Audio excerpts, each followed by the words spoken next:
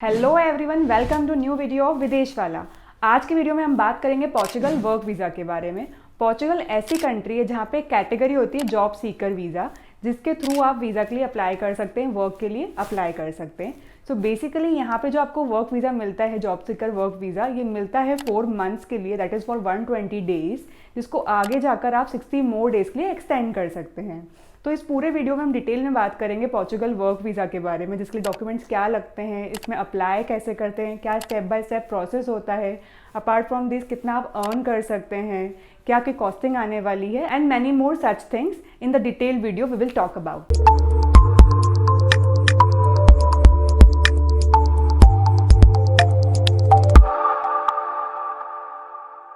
जब भी हम कोई कंट्री के लिए प्लान करते हैं वर्क करने का, स्टडी करने का या घूमने का, हम थोड़ा रिसर्च करते हैं उस कंट्री के बारे में। तो अगर हम बात करें पोर्चुगल की, तो यहाँ पे क्यों जाना चाहिए, क्या बेनिफिट्स है इसके, जिसके थ्रू आप सोच के डिसाइड कर सकते हैं कि मुझे पोर्चुगल के लिए अप्लाई करना है वर्क करने का।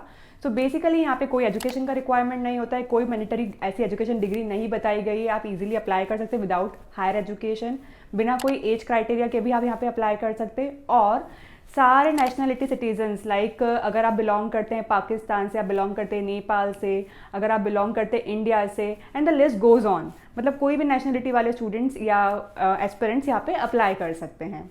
अब जैसे जनरली क्या होता है ना, अदर कंट्रीज़ में कुछ स्किल सेट रिक्वायर्ड होते हैं। जब भी आप जॉब के लिए जा रहे हैं तो आप ऑलरेडी किसी प्रॉपर प्रोफेशन में होने चाहिए, एक्सपर्टीज़ होनी चाहिए। अपार्ट फ्रॉम दिस, लाइक कोई डिग्री होनी चाहिए आपके पास या कोई वर्क एक्सपीरियंस होनी चाहिए। तो यहाँ पे हर जॉब का ऐसा कोई रिक्वायरमेंट नहीं होता है। तो ये भी एक बहुत अच्छा बेनिफिट है पोर्चुगल वर्क वीज़ा का। Now let's talk about the documents required for Portugal work visa.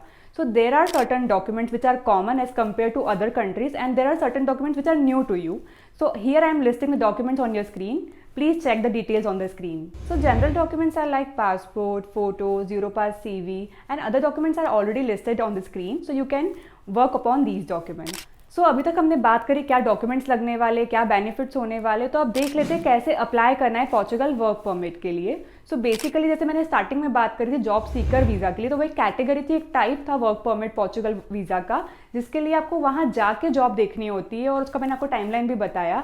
But अगर हम बात करें जो हाईली स्किल्ड वर्कर्स है, जो ऑलरेडी अपनी जॉब का देख के यहाँ से जा सकते हैं कि उन्हें क्या प्रोफेशन पे अप्लाई करना है, कौन सी कंपनीज में अप्लाई करना है, तो उस कैटेगरी में उनको करना ये होगा कि सबसे पहले यहाँ से जॉब देखनी होगी। जैसे ही वो जॉब देख लेंगे तो वो एक कॉन्ट्रैक्ट बेसिस जॉब ढूंढेंगे, जो कि 1 ईयर के लिए मेनली होता है।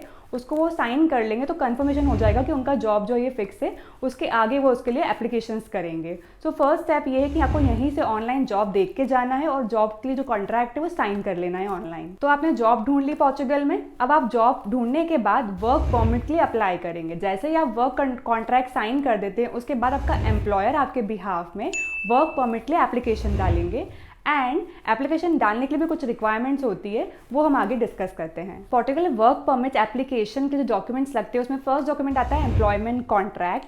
जो भी आपका कॉन्ट्रैक्ट 1 ईयर का मिलने वाला है, उसमें जो डिटेल्स मेंशन होती है, लाइक आप किस पोस्ट पे काम करने वाले हैं, आपके वर्किंग आवर्स क्या होंगे, प्रॉपर आपका क्या टास्क रहने वाला है उस पोजीशन के लिए, सारी डिटेल्स में मेंशन होंगी। तो आपको फर्स्ट डॉक्यूमेंट एम्प्लॉयमेंट कॉन्ट्रैक्ट लगता है वर्क परमिट एप्लीकेशन के लिए। आपको डॉक्यूमेंट जब लगने वाले हैं एप्लीकेशन के लिए, उसमें सेकंड डॉक्यूमेंट होता है कंपनी का टैक्स स्टेटमेंट, वो भी आपको शो करना होता है एप्लीकेशन के टाइम पर। इसके बाद आता है आपका जो भी जॉब के लिए अप्लाई कर रहे हैं, उसका एक प्रूफ रिक्वायर्ड होता है कि आपको जो जॉब ऑफर हुआ है उसके पहले से वो 30 डेज के लिए वैकेंट रहा है पोजीशन, ये आपको प्रूफ भी दिखाना होता है while applying for work permit. इसके बाद जो आता है, जो भी आपका वर्क परमिट के लिए अप्लाई कर रहे हो, उसमें एक प्रूफ चाहिए होगा कि आपका जो कंपनी का रजिस्ट्रेशन है वो सोशल सिक्योरिटी के साथ हो रखा है, एक ये भी प्रूफ लगता है आपको। फिर बात आती है अदर डिटेल्स की, जैसे कि आपका पासपोर्ट हो गया, वो आपको लगेगा, आप अकोमोडेशन आपको जहाँ रहने वाले उसका प्रूफ लगेगा, और आपको एम्प्लॉयर से टच में रहना रहेगा कि ऐसा कोई और डॉक्यूमेंट जो आपको दिखाना होगा वो आपको अपडेट करेंगे, और उस अकॉर्डिंग आप वर्क परमिट के टाइम पे उन्हें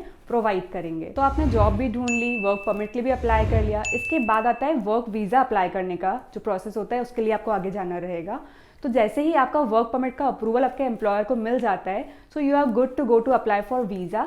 सो you need to go to Portugal embassy और consulate to apply for your visa. तो सबसे पहले वीज़ा अप्लाई करने के लिए आपको वीज़ा एप्लीकेशन फॉर्म फिलअप करना पड़ेगा और रिक्वायर्ड फी पे करनी होगी।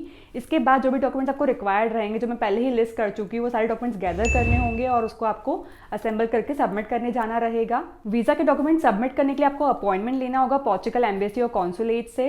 उसके बाद आपको वीज़ा इंटरव्यू जिस दिन आपका होने वाला है उस दिन आपको डॉक्यूमेंट जाके सबमिट करना होगा और वीज़ा इंटरव्यू दे के आना रहेगा। और अगर आपका वीज़ा अप्रूव हो जाता है तो फाइनली आपको रेसिडेंस परमिट मिल जाता है। तो उस अकॉर्डिंग जितने भी टाइम का कॉन्ट्रैक्ट आपका होता है उतने टाइम आप वहाँ पे वर्क कर पाते हैं। एंड अगर आप इन बिटवीन जॉब चेंज करते तो आपको अगेन रेसिडेंस परमिट के लिए अप्लाई करना होता है, बिकॉज जो भी आपके एम्प्लॉयर होते हैं उस अकॉर्डिंग वो आपकी वर्क परमिट का एप्लीकेशन करते हैं। तो अगर आप जॉब चेंज करेंगे तो आपको अगेन वर्क परमिट के लिए अप्लाई करना होगा। हम बात करें अगर पीआर की, तो अगर आप यहाँ पे 5 इयर्स रह लेते हैं काम करते करते तो आप इजीली पीआर के लिए अप्लाई कर सकते हैं। पोर्चुगल में बहुत सारा एक्सपोजर है अलग अलग प्रोफेशंस के लोगों को काम करने का। तो अगर हम बात करें ऐसे कौन से प्रोफेशंस है, तो लाइक इंजीनियर्स हो गए, हेल्थ केयर फील्ड में जो काम करना चाहते हैं, टॉप सुपरमार्केट्स में कोई काम करना चाहता है, टूरिज्म सेक्टर में कोई काम करना चाहता है, हॉस्पिटलिटी इंडस्ट्री में कोई काम करना चाहता है, and many more such streams are open for you to work in Portugal. Now let's talk about कितना सैलरी हम वहाँ पे अर्न कर सकते हैं। तो जैसे मैंने बात करा कि हाई डिमांडिंग जॉब्स की जो फील्ड्स थी उस अकॉर्डिंग सैलरी भी जो रहेगी वो वरी करेगी as compare to fields. Okay, so like minimum bar जो रहेगा वो 16 लाख का रहेगा और उसको हम बोल सकते हैं ज़्यादा से ज़्यादा 25 लाख भी वहाँ पे अर्न कर सकते हैं एज पर योर फील्ड। तो इस पूरी प्रोसेस में कितना टाइम आपको लगने वाला है, तो अगर वर्क परमिट ड्यूरेशन का हम बात करें तो वो 60 डेज अराउंड होता है, और अगर वीज़ा एप्लीकेशन का हम बात करें तो वीज़ा आने तक का जो प्रोसेस का टाइम होता है वो 2 to 3 मंथ्स होता है। Now since we are heading towards the end of this video, तो मेरे पास कुछ टिप्स है आपको देने के लिए जिसके थ्रू आप वीज़ा अप्लाई जब करेंगे वर्क के लिए तो आपको वो चीज़ें ध्यान में रहेंगे, तो आप इजीली प्लान कर सकते हैं पोर्चुगल में वर्क करने का।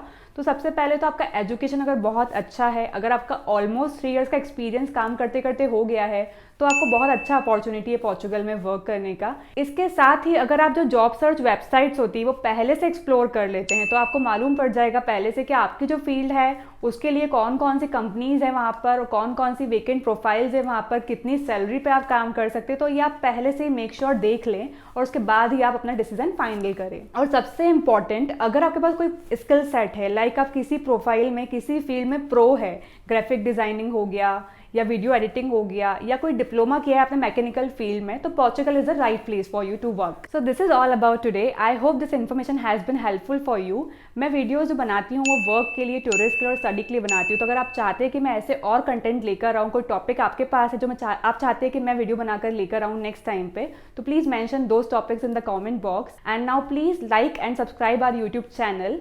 सी you in the next video.